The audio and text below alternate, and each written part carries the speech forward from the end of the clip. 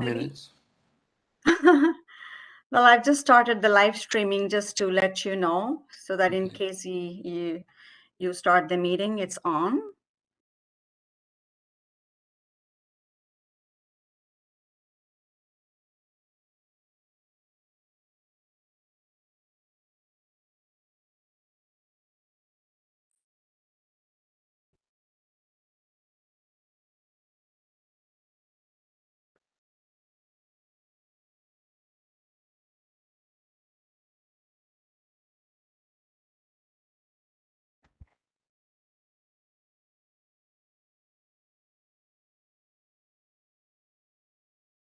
It's very unlikely that Warren doesn't respond. Usually he's pretty good.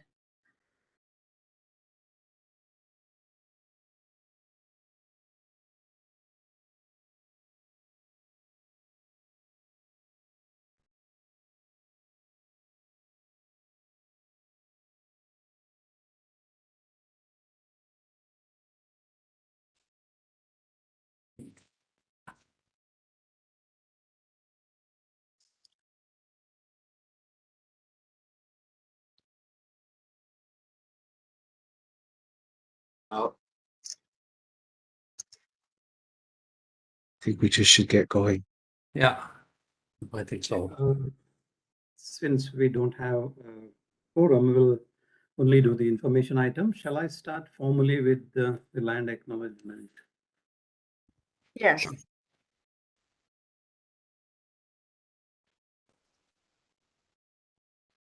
Good afternoon, and welcome to this virtual meeting of the Audit, Finance and Risk Committee of the Toronto Seniors Housing Corporation, which is being live streamed. In addition to the participating board members and the leadership team, I'm pleased to welcome our virtual audience and thank you for joining us. I want to thank Norm and his team for the preparation of the materials brought forward for today's meeting. Let me begin with the land acknowledgement. We honor the land we are on, which has been the site of human activity since time immemorial. It is the traditional territories of Huron-Wendat, Anishinaabe, the Chippewa, the Haudenosaunee Confederacy, and most recently, the Mississaugas of the Credit River First Nations. Ontario is covered by 46 treaties and other agreements and is home to many Indigenous nations from across Turtle Island, including the Inuit and the Métis. The board also acknowledges that Toronto is covered by Treaty 13, signed with the Mississaugas of the Credit, and the Williams Treaties, signed with multiple Mississaugas and the Chippewa bands. These treaties and other agreements, including the One Dish with One Spoon Wampum Belt Covenant, are agreements to peaceably share and care for the land and its resources. Other Indigenous nations, Europeans, and newcomers were invited into this covenant in the spirit of respect, peace, and friendship. We are mindful of the broken covenants and we strive to make this right with the land and with each other. We are all treaty people. Many of us have come here as settlers, immigrants, and newcomers in this generation or generations past. We would also like to acknowledge those who came here forcibly, particularly as a result of the transatlantic slave trade. Therefore, we honor and pay tribute to the ancestors of African origin and descent. Since we do not have a quorum today, we will be presenting the information items. The first one will be introduction of the finance team by Norm. Thank you, Lawrence. Yes, it's with great pleasure that I've introduced the two finance leaders of Toronto Seniors Housing. We have hired 5 staff, and these are the 2 finance leaders of that group to date. And I'm pleased to introduce Vince Trong, and Vince is our controller for Toronto Seniors Housing. Vince started on June 13th, so this is like week 2, or I guess 3. And Vince comes to us as a qualified accountant from Public Health Ontario, and very welcome to Vince. And then also Tulu Solbo, did I say that right? Tulu? Sholebo. Sholabo. Yeah. And Tulo is our manager, financial planning and compliance. And Tulo comes to us from Toronto Community Housing, and he started on June 6th. And we've hired three others, a corporate accountant, Adi Asoff, and a manager of procurement, Solomon Weatherburn, and senior financial analyst, Helen Liu. Helen is working with Tulu, and Ade is working with Vince, and we're just delighted to get them on board. And we've been doing a fair amount of transition, and I think it's going reasonably well, as best as can be expected. And I'm thrilled to have them on board. They've added a tremendous amount in the short time they've been here, and I think will be of great support to the organization on a go-forward basis. So welcome to both of you very much. And you're welcome to stay for the meeting. Tom, I don't know if you wanted to say anything as well. Yes, I would. Yes, well, of course, I would like to welcome, both the entire finance team, and looking forward to working with all of them. No question, I was really pleased that Norm was able to get the group hired on, and it certainly will help with the transition. So, just really pleased to have them on board, and that Tolu and Vince can be here at the meeting today. And I just want to take a chance to introduce Elizabeth Desig, who is going to be the interim EA. And it all happened quite quickly. It was a great, though, and certainly, with Rajni moving on, it'll be so good to have Liz step in the interim role. And we pulled her out of retirement. She had previously been with the Toronto Community Housing Corporation, with the EA to the COO there, and so we know that she knows the work well, and I think I already had an orientation session with Rajni today. So, Liz, welcome.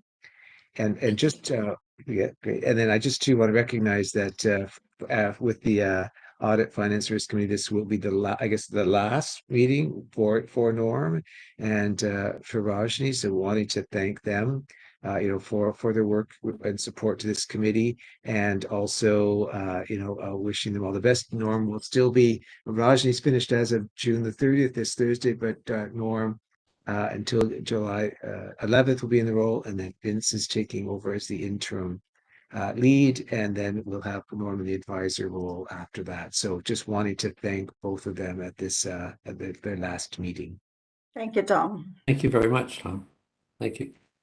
Welcome, Vince and Tolu and Elizabeth. And thank you, Norm and Rajni, for your services. Thank you. Thank you. Thank you, Lawrence. Thank you, Lawrence.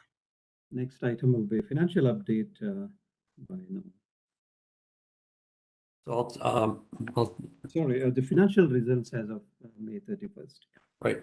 So there's a briefing note that was sent to you, and a statement of operations, incurred revenue and expenses of about 2.1 million. We had this month we knew was going to be a big month from an expense point of view, and it was. And in addition to that, we secured our insurance, which commenced June 1. So there's a big prepaid on the balance sheet as well. And the city funded us 2.8 million. And so when you account for cash on hand, less the accounts payable and the prepaids, we probably carried forward about $700,000 or $800,000, which will be helpful for us as we forecast through the balance of this year.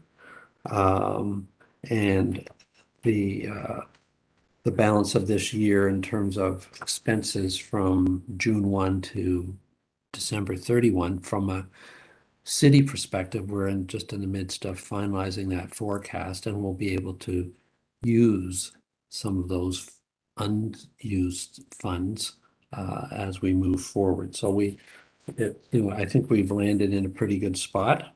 Our balance sheet, which I think our statement of financial position is quite strong. The cash on hand, 1.7 million, that's the cash in the bank and on the book. So there's no reconciling item as at May 31st. So we're actually in the process right now transferring these books through a massive journal entry onto Holmes, right? So the Holmes financial systems will transfer over. And so this balance sheet and the operating statement, revenue expense, will transfer over and be what is represented here. So we have cash of about $1.7 million. We have prepaid expenses of $300,000, and that represents the insurance from June 1 to the end of October, with minor exception. There's one excess liability cover that is extended for 17 months. So, but the bulk of this will be expensed through the statement of operations between now and the end of October. And we have about $1 million of accounts payable. So these are all of the invoices that related to May 31st and prior that were paid out as at during the first few weeks of June. And so that included interim staff. It included a legal bill from Robbins Appleby to the end of May. So quite a substantial one. Our insurance costs and some payroll costs. So virtually all of these amounts have been discharged as at this time. And so our cash position would have gone down by that amount of money.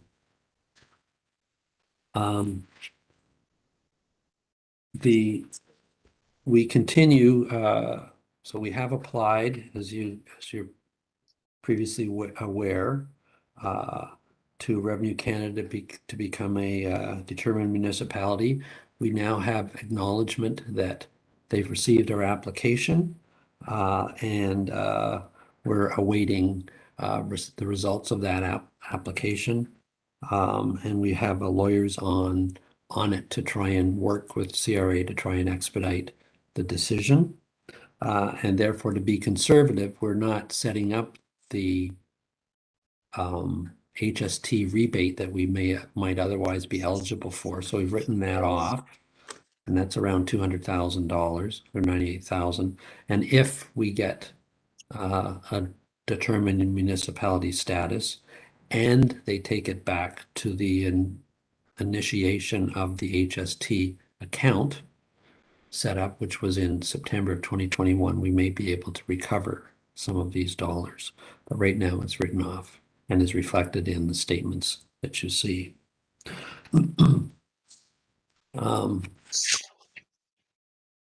So I'll just pause there for a second. So are there any question, Lawrence, on just the financial results through the end of May? Yes, so the grant that we received from the city is 2.071 million plus this deferred one. Well, the grant we received from the city was 2.8 million, and we had a carryover last year of $314,000 or $40,000. So our cash flow, like that, the deferred grant actually was the 2.8 million plus 300 and some odd $1,000 less the 2 million that we recognized. I have a question on that. There is a Schedule M insurance breakdown for our transition agreement, which was basically the insurance premium. It's 23.5%. This is in addition to the insurance premiums we recently paid. This is the insurance that we are paying Mhm. as an entity, and the other insurance which is 23.5% of community housings and our share is annualized at 2.5 million. Mhm. And that amount reflects the coverage that we're sharing on their costs, including property, um, Yeah, I got the list. cyber, etc. So this is the creation of Toronto Seniors Housing has created an incremental cost with respect to insurance, for example. Thank you. Yeah, that's all. So I did include a little commentary on cash flow and the forecast for this coming year. So as you're aware, we've been working with the city to try and obtain a guarantee for a line of credit. And that won't probably happen until the fall because that guarantee will require council approval. And, it was just too tight to get that all that documentation into the city for the July council meeting. So what we asked the city and they agreed, because we really, as an entity, don't have a whole lot of working capital. And we are, not sure what some of our costs will be, particularly COVID costs. We asked the city if they would advance all of the previously approved June to December funding, which they did. So we now have in our bank account 4.8 million for the period that's covered June to December.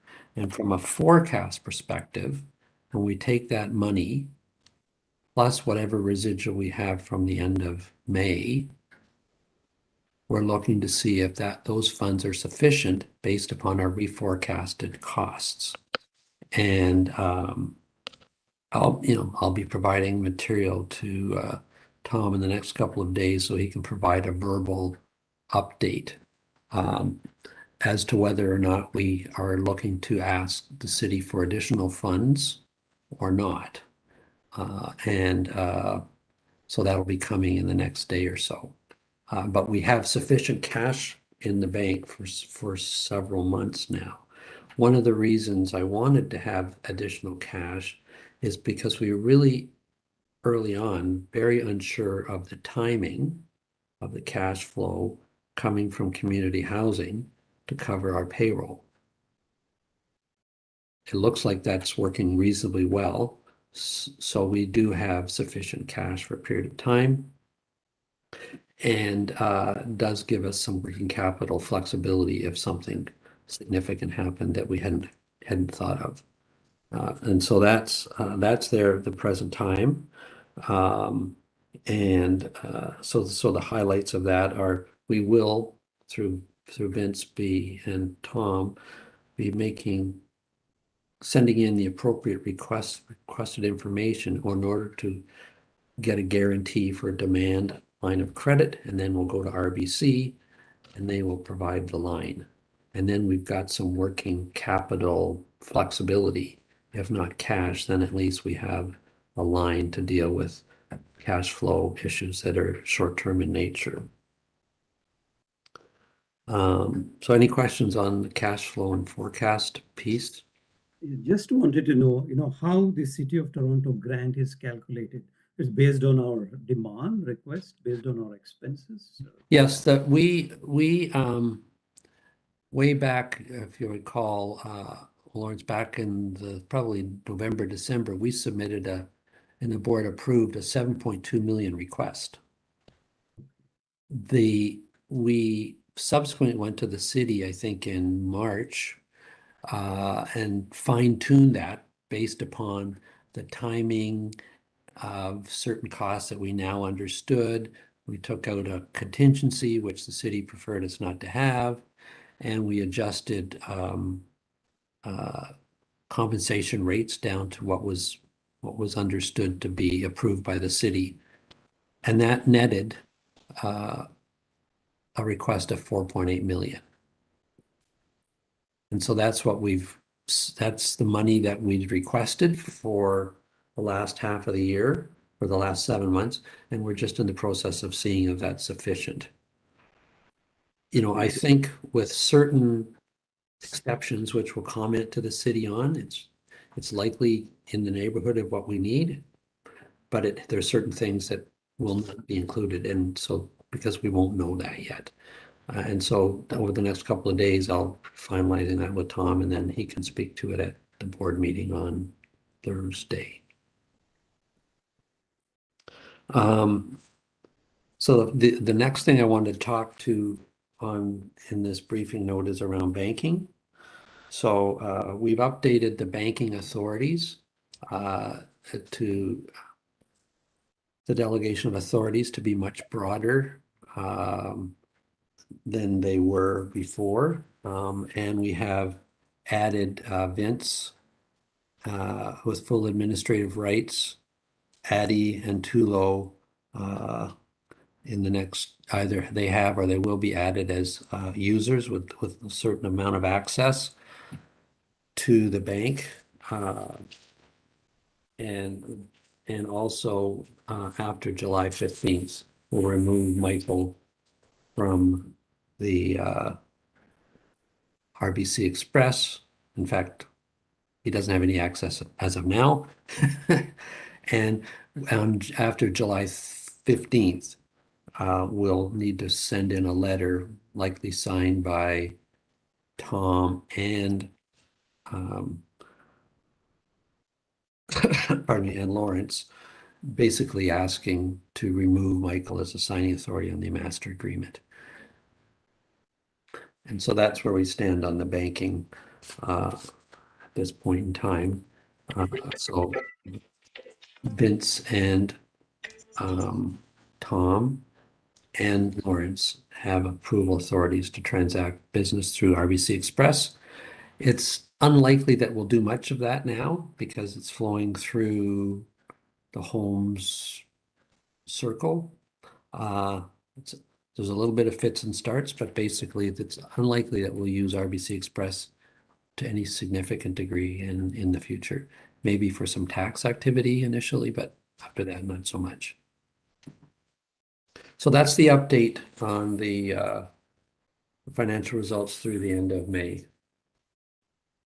So, any other questions? So we can move to the next item. Yep, the next item is more just a sort of a broad update. So the transition agreement has been signed, as you know, like right at 11:59:59 on May 31st. And we did have transactions flow in the month of June between community housing and ourselves based upon the then approved cash flow.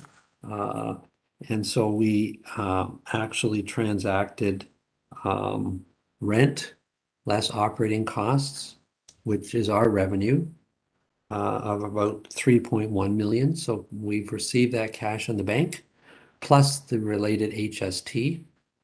And we've also paid the service delivery agreement amount of 779,000 plus HST. And those two transactions have occurred between the two organizations. These are estimated amounts for which there then will be a formal reconciliation, which is done on a quarterly basis, but since June is the last month of the quarter, it'll just be a 1-month reconciliation. And you know, Toronto Seniors Housing will until it becomes a determined municipality be a normal HST remitter, and so the net difference between the HST we've collected and the HST that we've paid, which is a net of about 300,000 plus or minus. We will remit to CRA by July 15th, every month after that. The revenue from the city is currently around 7.6 million, so that's the 3.8 million for the first part of the year, or sorry, 2.8 million for the first part of the year, and the 4.8 million for the latter part of the year. And we are, as I said, mentioned, looking to the June meeting to give you an idea of how that funding relates to what we are forecasting our costs to be. And then I think there'll be a formal presentation of this in September. And there are a few still outstanding matters that we need to deal with community housing on, and those relate still to employee benefits, so the transfer employee liabilities and associated cash, either from them or the city. And we have a few other issues with respect to the shoe operations activity, which we need to do a little bit of reconciliation on. So the P&L that was included in the package is a high level of what our business would look like for this fiscal year if everything happened exactly according to budget. So the right-hand columns of this particular summary operating statement shows the transactions from community housing and and how they relate to seniors housing. So we expect, if all other things were equal, that there would be rent from community housing collected of around 72 million for this balance of this fiscal year. And there would be operating costs offset against that of around 50 million. So the net rent to us plus HST is about $21 million.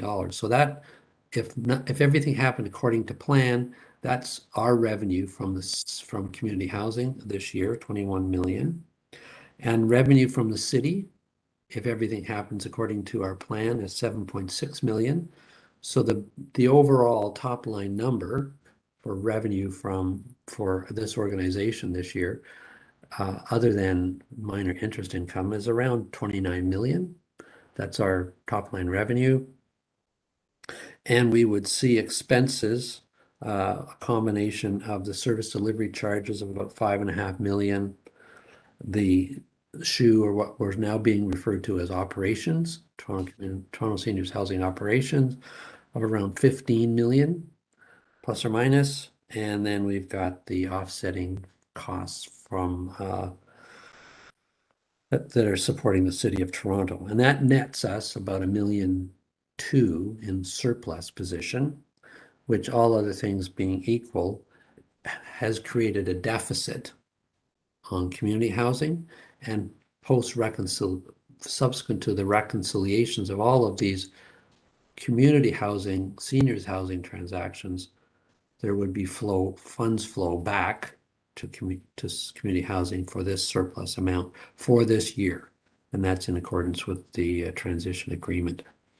And so we are, as I mentioned a minute or so ago, we are still working to understand the employee labor costs on both the operating statement and the balance sheet.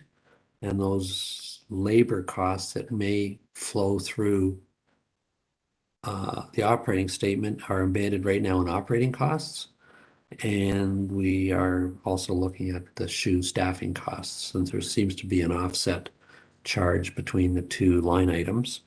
And just as an aside, and we will again be working with the city and community housing, is this budget from community housing for staffing didn't include the final rollout of ISM. And so the city has instructed community housing to fund all of the ISM costs this year, regardless of whether they were budgeted or not. So we're in the process of, with Tulo, working through what that means, and then sitting down with community housing and working through a process whereby we could actually overspend on our staffing for operations, and they need to fund it because that's what the city directed them to do, up to the value of the shoe operations activity. So that's sort of a high level status of where we are with respect to the transactions between our two organizations. And there'll be another estimated transactions for the month of July. And then once all the books are recorded and closed, there'll be a reconciliation of the June month. The final item on this briefing notice with respect to the 2023 budget. And because we are not in a lease agreement scenario with community housing at the moment, a large portion of our budget, whether we're getting into a lease agreement next year or not, or partway through the year, will still need to be developed by community housing. So there's elements of this budget for 2023 that are almost like a tripartite budget preparation. So community housing will be doing a piece of our budget. We'll be doing a piece of our budget as it relates to the operations of our business. And then there'll be the incremental costs of our 20 or 30 employees that the city's currently funding, and that will need to get into a budget for next year. So the 7.6 million they currently float us is cash flow and not a formal budget. So 2023 will be the first year where the city council sees a Toronto seniors housing budget, either in whole or in part, either through community housing or through ourselves, through an allocation. So in that first meeting to discuss what that will look like as what they call an administrative review is towards the end of September. So between, I would say, August and mid-September is when the three entities will be working together to develop preliminary plans for 2023. All of which Paul Johnson understands is going to be another sort of transitional year for us. And I would expect that the board would get involved in approvals of a final budget sometime in the late November, December timeline. We're waiting to see the timing of that. Tom and the finance team may keep you up to date and the board up to date as the budget develops. But in terms of a formal process, I think it's probably later in the year. So there's administrative review, and then there's another review with the city, and then there's a formal budget approval. And so there's a number of steps to go through. So as you're looking to develop, and I'll work with Vince to develop the timelines for the other audit, finance, and risk committees for the balance of this year, we'll look and tie out when the board needs to be involved, both from an informational perspective and when the board needs to be engaged in approval of a budget. And I suspect it'll be very iterative and somehow linked in with community housing and with any sort of transition to a lease agreement either by January or sometime later in the year. So that's sort of the status of the budget discussions that are underway right now. So we've sort of had a good look at May.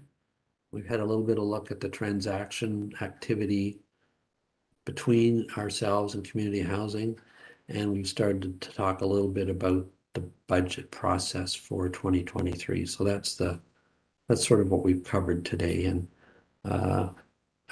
Lawrence, do you have any other questions you'd like to ask? Just a couple of questions. And when you say page 17, fiscal, that's the calendar year from January to December? Yes, our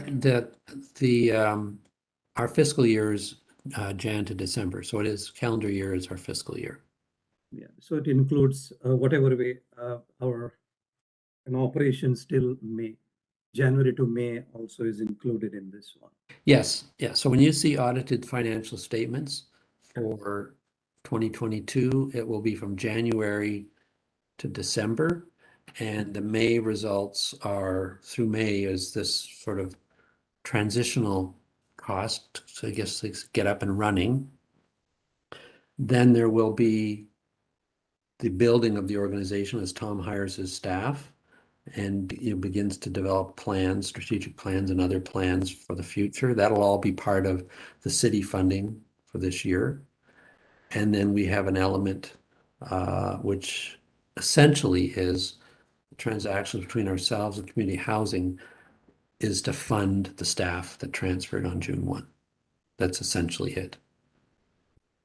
And corporate and startup, I mean, what does that include? With the last item in expenses, 7.631 million. Right, so that's the offsetting cost of the funding from the city. So from a revenue recognition perspective, the transactions between ourselves and community housing will flow directly into the P&L. With respect to funds from the city, it's on a deferred accounting basis. So if we don't spend all the money, we've got to give it back. So this little P&L here just says we're going to get 7.6 and we're anticipating to spend 7.6. Okay, thank you. And the first one, when you say annual, this basically annualized in the page 17 in the first table, it says final annual. It's basically you're annualizing for 12 months. That's correct. So if it was 12 months of activity, the rent from our 83 buildings is around 123 million and the costs are 86 million. So when we get to a lease agreement on an annual basis, that top line revenue on the audited statements would be 123 million. And then we'd have operating costs of the 42 million plus the 86 million. So that 86 million in operating costs that are currently being offset against rent from community housing would then become our operating costs, our costs of electricity, our cost of repairs and maintenance, our costs of mortgage principal and interest, blah, blah, blah. Those will all become operating costs. But right now, it's the net of those is our revenue. Later, they get grossed up, right? Thank you for that. I'm involved with some other organization. Each one has a different fiscal year, March ending and all that sort of stuff. Right. Thank you. Right. Now the city's Jan to December, and that's why I think the approval of the budgets will be, late December, early January, whereas in healthcare it's usually like March or April, right? Yeah. Thank you. I have no more questions. Any other matters to be discussed? Not from my perspective. Tom, were there anything further things you wanted to comment on or? No, I'm good, Norm. Thanks. Okay. Yeah. In that case, it's time for us to adjourn. Thank you all for your time and preparing this documents here. Thank you. Not a problem. Vince, do you want to stay on the line for a second? Yep. If we can. Thank you.